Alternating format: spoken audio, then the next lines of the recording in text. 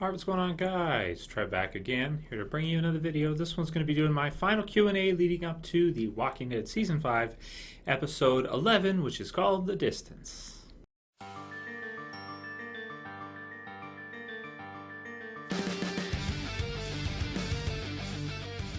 Alright, so we did a couple Q&As leading up to this episode. This one's going to be the last one, and the Friday one, if you guys missed it, we started off with the question of Abraham's cut that he received from Sasha, so if you missed that, it's in the channel. And on Saturday, we did the one discussing Aaron and what if they remix the character and actually make him a bad guy in the series. I gave my thoughts on that one yesterday, and now today, we're going to start off, we'll do some others after, but we're going to start off with talking about the sequence near the end of them, just before Aaron shows up and everything like that. Probably the best part of the whole episode, I would say, and something memorable. It was a memorable scene. It was really cool. I really liked it a lot. Some people were wondering or were asking, it's been a topic of discussion, was it a dream sequence or did it actually occur? So I wanted to go ahead and give my thoughts on that and give my take on whether or not I think it's a dream or thought it was a dream. My interpretation of it is that no, it's not a dream. And my reason for it is, I've watched it a couple times over now, the positioning where Maggie is lying, because some people think it's her dream, is different from when she goes to sleep and when she wakes up. Quite a bit different. The positioning is that in one case when she wakes up she's closer to the door, at least seemingly in terms of perspective. In the other case, she's closer to where they're having the fire, which I feel like is further away from the door. Plus, she's also facing the other way, and the position just looks different to me. So that said, also some people point to the fact that there's not enough walkers outside that were at the barn door.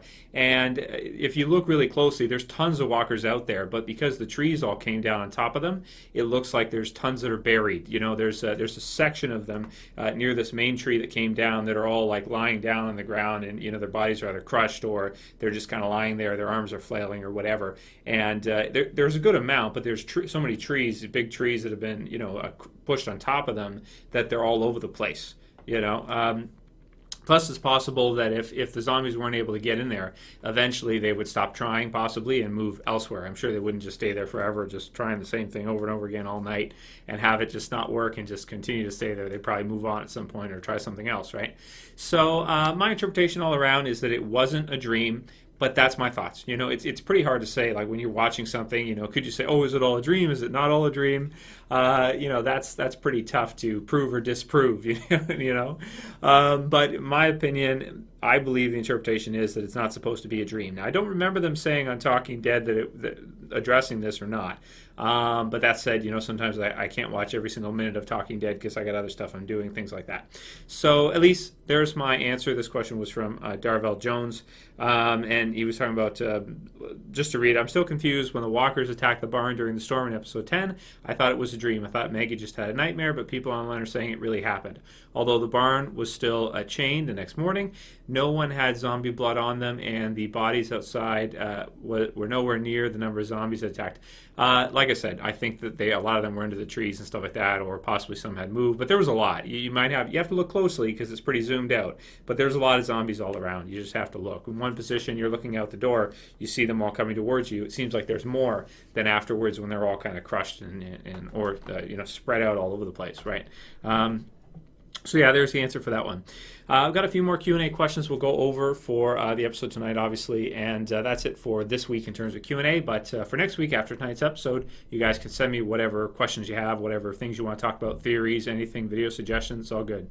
So the next one's going to be from Mike D, and he says, don't you think people are rushing the whole Negan storyline? And my response to that is yeah. This is something I've touched on quickly, briefly, so I'll just kind of give my thoughts on it again, updated for where we're at right now. I do think so. I've seen a lot of websites, and not even just Negan, but they're even rushing the Whisperers, which don't even appear until after a time skip that's 2 years after all the Negan stuff. So they're at least probably 2.5 to 3 years, you know, ahead of even where Rick's group will be when they even, you know, meet Negan or get into that situation with Alexandria, which we're not even close to yet. So I do think people are jumping the gun on the Whisperers and Negan, both of them. That said, I think a lot of people are expecting them to show us kind of a cameo of Negan at first or something, and then have us kind of, you know, wait a while to see him come back or something like that. A lot of theories out there, even the picture from the promo picture from this half season, people seeing what looked like maybe some kind of power plant or something. Theories about that as well too. I didn't do too many videos on them because I felt like it was too early. But yeah, I think you're right, Mike. I think people are rushing it a little bit too much, and I don't think we're going to see him for a while. Next one is from, we got a couple here from Joe Stookey. He always asks great questions, so thank you, Joe, for all your support and asking so many awesome questions. You know, you always give me stuff to talk about. He says, how do you think Merle would have been handled if he survived into season 4? How long do you think he would have lasted, he would have lasted? So with Merle, man, because Merle had killed like 28 survivors or something like that last count. I knew the count a couple years ago, but it's been a while since I've actually counted exactly. I forget how many he said, but he killed a lot of survivors. He killed almost 30 survivors, which is like a kill count that probably almost nobody except for maybe Gareth, Morgan, I don't think Rick's killed that many. The governor, characters like that have actually killed just tons, right? I don't think zombies were really that much of a threat to Merle. He was really tough, used to being out there all the time, hunting after people like Michonne, and man, he was so tough. It's like Daryl, but yet, well, I wouldn't say he's tougher than Daryl and where Daryl is at now. But he's in the same kind of realm as Daryl, and just really tough as nails, and willing to come back, and he kind of sees the darkness and gets absorbed by it, in terms of the zombie apocalypse, like cutting off his hand and stuff, rather than kind of seeing how dark it is and kind of being depressed by it and trying to resist. He just lets it absorb him, and it's like he enjoys it, which is kind of evil.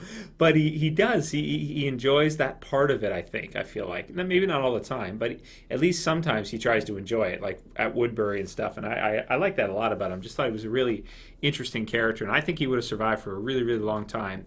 Merle's biggest problem is himself and other survivors wanting to kill him, because he pisses people off, like crazy. And especially what happened with Woodbury and the governor, everything. Awesome. So Merle's one of my favorite characters in the whole series, even still, seasons later, still he is, Not a lot of characters in The Walking Dead that are as awesome as Merle, Morgan, Daryl, Rick, Shane. These are my favorite characters in the series mostly. I mean, there's others too. Carol's awesome too, and Michonne and the others too, but Merle's one of the best, one of the most interesting. His next one is Tyler James Williams has been cast in the new Criminal Minds spin-off series as a series regular. What does this mean for Noah? Do you think season 5 will end with a cliffhanger like season 4 did? And then he goes on to some other things. So I'll answer this one. What does this mean for Noah? Well, Noah is a character that he could last any amount of time. He could die soon. He even talked about him possibly not lasting that long. And was it Sasha that told him, then you won't? You got to believe, right? That kind of thing. It's the whole secret mentality, right? You become what you think about most of the time, with regards to success and stuff. So, or even life and just in general. So with Noah, I don't think Noah is going to be a survivor that's going to be around that long. I'd be shocked if Noah was still around in 3 to 4 seasons. I really would. But I do think he'll probably be around for a little bit, maybe another season or so. Just because he's in Criminal Minds, I don't think he's going to get killed off right away this half, because we've already seen so many deaths. But who knows? Who knows? I mean, they could do it because he's new, and we don't know how long. He's got some backstory, so he's got the cut, right, that he kind of scratched himself, so that could be foreshadowing, the head, something with that. I guess we'll have to wait and see. Some people have predicted that. I've seen that in comments. And then his next part is possibly the finale can be a battle with the Scavengers or Wolves, and then the final scene of the episode showing the huge herd heading towards Alexandria, and the season 6 premiere can be everyone fighting at Alexandria fighting it off. I think that's a great prediction, man, and I think that's probably something similar to what we're going to see. Then he says, what do you think they will do with Tara? She's been pushed into the background entirely. Do you think she could be killed off this season? You're right. They've got a lot of survivors. Now, they can afford it, and I'm sure she probably doesn't get paid that much because she doesn't even barely have lines sometimes at all. Did she even have a line in them? She might have been there the entire episode and had one line or none. I don't even remember a line from her. I'd have to look that up and watch the whole episode again to see if she even did. That would make 2 episodes this half season. Hasn't had a line yet. But there's a lot of different people in the show, so maybe that's why we had the Beth and then the Tyrese. They add on Noah. We could actually, when you think about it and how many characters they have that are not really being used, they could. But I hope to see Tara last at least a couple more seasons. They could get some time out of her, I think, because she's been there, but she hasn't really done that much. She's done a few things here and there, but we haven't gotten to see that much from her. So who knows? She could be a character like T-Dog, who's there for a while but never really gets developed and then gets killed, or she could be a character that eventually we'll see maybe her become stronger and change. So I guess we'll see how it goes.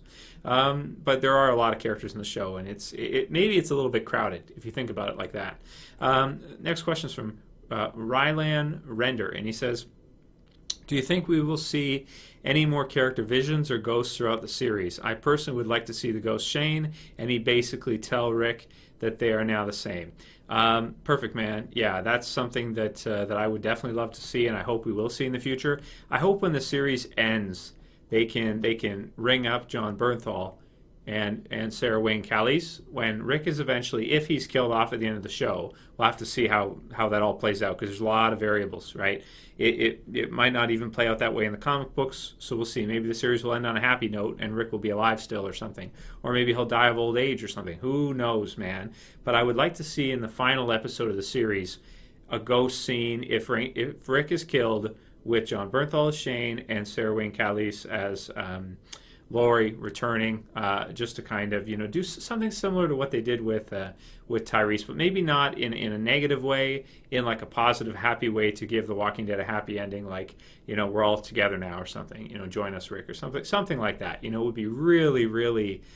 That'd be cool. The only problem is if the show lasts like 20 seasons, then John Bernthal is going to be like, I don't know, 50 or 60 or something, maybe. I don't know how old he is now, but like 60 or something, 50, I don't know.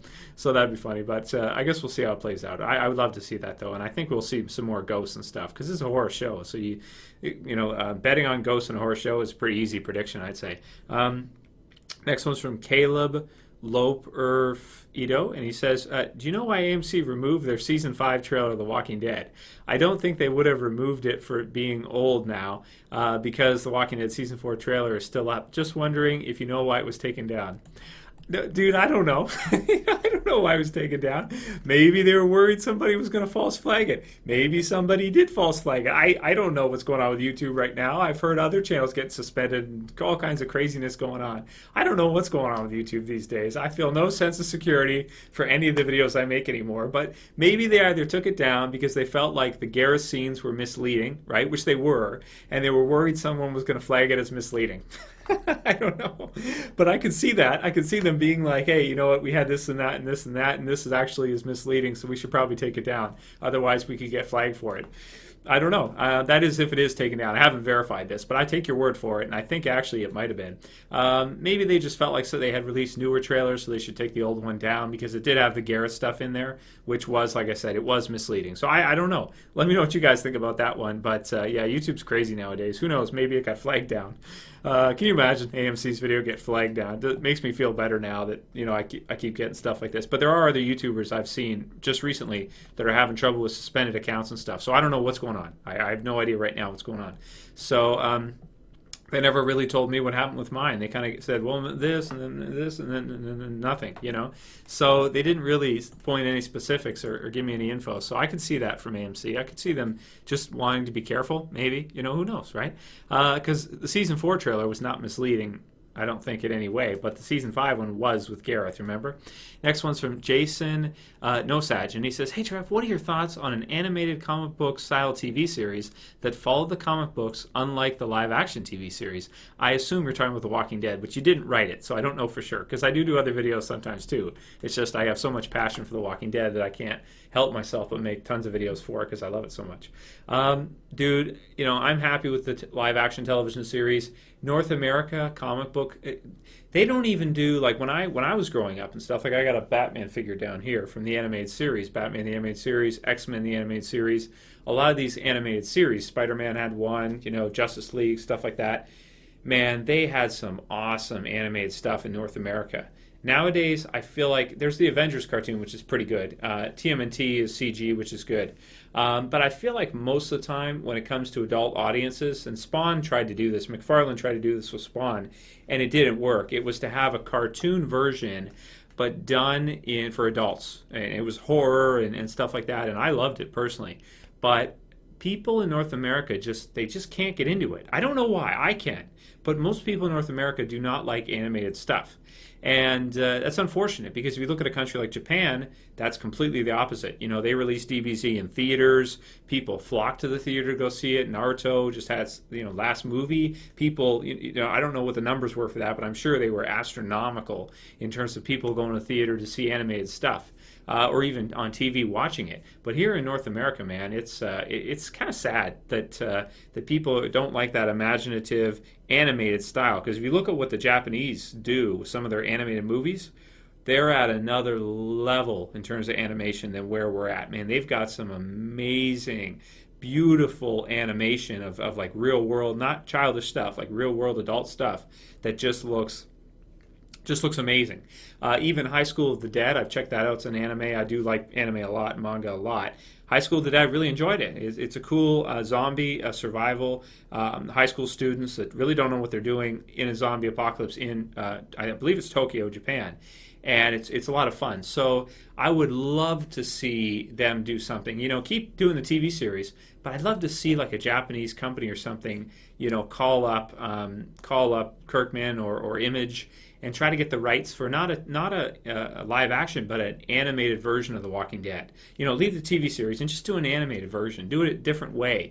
Have it be kind of big scale with awesome animation and stuff. I'm sure it would do well, and that'd be cool to see. But here in North America, I'd love to see it, but I'm a realist too. I don't think it will work well. It just doesn't. So, and that's not really debatable. The numbers prove that really adult animated stuff here in North America doesn't do that well. I wish it did, but it doesn't. Like if you look at The Dark Knight Returns, animated 2-part movie, man, amazing. Almost nobody watches it, But then when they do Batman v Superman: Dawn of Justice, it'll be $1 billion movie, I think, or more, right? So look at it like that, right? That's proves my point exactly. Well, we'll see how the movie does, but I think that's reasonable to say that when Avengers is doing that, Batman versus Superman, oh yeah, it'll do it. Okay, we'll do a couple more, and then we'll wrap up. Next one's from Kempy X. And he says, "Hey Trev, thanks for your great reviews. A question for your Q&A. I feel that the scene with the wild dogs could have been handled better. I imagine that in a zombie apocalypse, wild animals would be a reasonable threat, as the lack of food would make them more likely to attack humans. The dogs could have jumped on a survivor and caused more panic. Instead, the whole scene was over in 20 seconds. How would you have handled the scene?" So you're absolutely right. That could have been a much better scene than what it ended up being. It was still pretty intense and everything like that. But you could have done all kinds of crazy things with it. You could have had the dogs stalking them from a perspective, a point of view of the dogs, similar to Andrew in season 3, which would have been cool. Kind of see over the dog's head or something of the survivors and have them following them around. And then when they went to rest, have the dogs, come out and have the survivors, maybe one of them pull a gun, and then Rick be like, no, don't waste the ammo. We can't waste the ammo, right? And then, pull out his machete or something, and the others pull out their machete, and then have the dogs have like a good stare down for like at least 10 or 20 seconds, and maybe some have a dog, pounce or start to come in to pounce at Rick in slow-mo, and have Rick just, slow-mo chop it down. However, you could have cable problems with regards to animal cruelty and things like that. There's weird cable rules of what they're allowed to show, what they're not. John Bernthal's talked about this in the past with his scenes with Sarah Wayne Callies in interviews, where he's allowed to touch her in certain spots, but other spots he's not, and they're allowed to show butt or something, but they're not allowed to show certain parts. The rules are crazy. So maybe you wouldn't be allowed to do any of that. Who knows? I don't know. You'd have to look into that, but I would have liked to see them expand on that. Maybe use some slow-mo, maybe have a couple of the dogs be put down by either probably knives, to be honest with you, would be really cool. It would have been sweet, and I would have liked to see one of the survivors try to run. Probably Tara, because she's so skittish, right? Remember with the governor, perfectly in character. Have the dog snarl and look and growl, and have her just kind of like look around and maybe try to run or something. And with dogs, right? That's the last thing you want to do is run, and then have a dog go after her and like bite her on the leg, and then have Sasha shoot it or something. You know what I mean? And then she can kind of walk around slowly because her leg's been bitten, not too bad, but a little bit, and have Glenn or somebody, or help her, Eugene help her, and then have them kill the dogs after. You just could have expanded on it a little bit, but you guys know me. I love to see some really cool epic action sequences and stuff like that, which The Walking Dead tends to not do as much anymore. Boo. Okay, so that's how I would handle it, man. But I don't know. Again, like I said, you don't know what these stupid cable rules and what you're allowed to do and what you're not with animal cruelty and all that, right? So anyway, there's my thoughts on that one. But it could have been a more exciting scene. It could have been a more, they could have been more of a threat, I think, than they really were. But it was cool anyway. Like, I did like it. It's just, yeah, you're right. We could have seen other stuff. It was over too quick. Next one, or last one, is really from Z Streaks Z. And he says, hey, Trev, do you think that the people who make The Walking Dead, I think there's a language thing here, writers, actors, directors, etc., have set the bar so high, I'm assuming he means, that even though every episode is good compared to other shows, quite a few episodes aren't good because they don't reach the standard?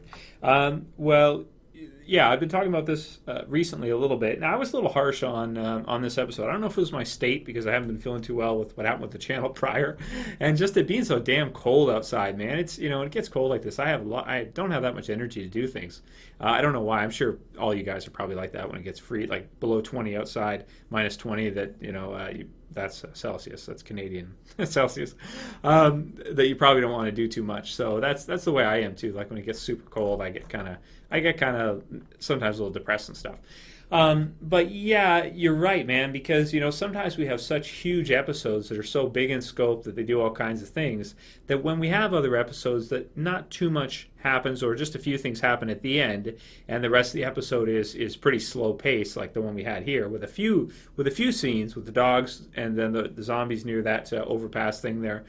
And so there was it wasn't too bad. It was enough, but you're right. Compare that to like the premiere of season 5 or some of the bigger episodes we've had, and it doesn't seem that great. So, that's just what it is. But they're doing 16 episodes, so there's going to be episodes that are not, and we're in our 5th season. So, like, my question for you guys is, could you imagine seeing an episode like Them or Still in the very first season of the show if there's only 6 episodes?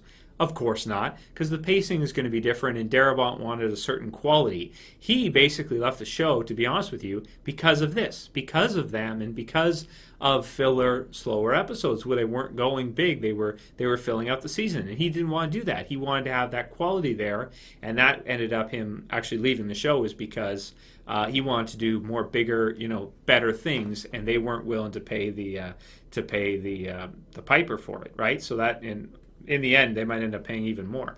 But yeah, I think if he was on the show, it would be even better. We wouldn't get as many episodes like this.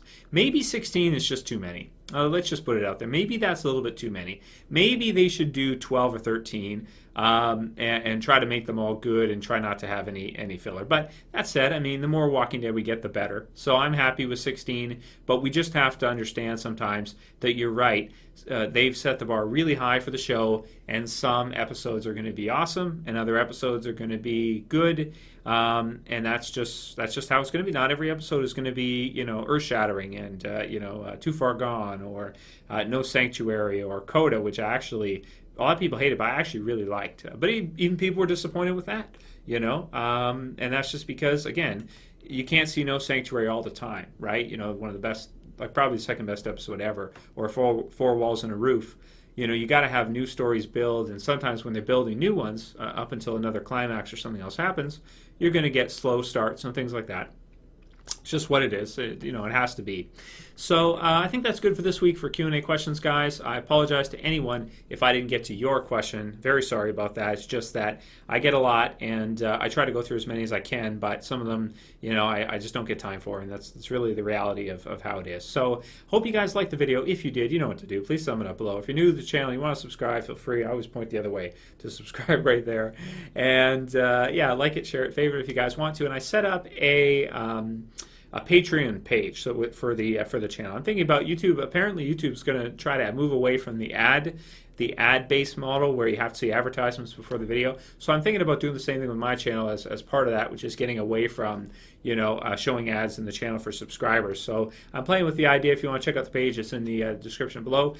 You can basically pledge, like $5 a month or something like that, just to show your support for the channel. And if I can get enough people to do it, then I will disable the ads for subscribers, meaning like the first week I release a video, no ads. Instead of that, we can do just regular stuff, but I would need quite a few people to pledge for that. So if you want to check it out, feel free to check it out. That's it for this one, guys. See you for the next one. As always, it's Trav saying peace.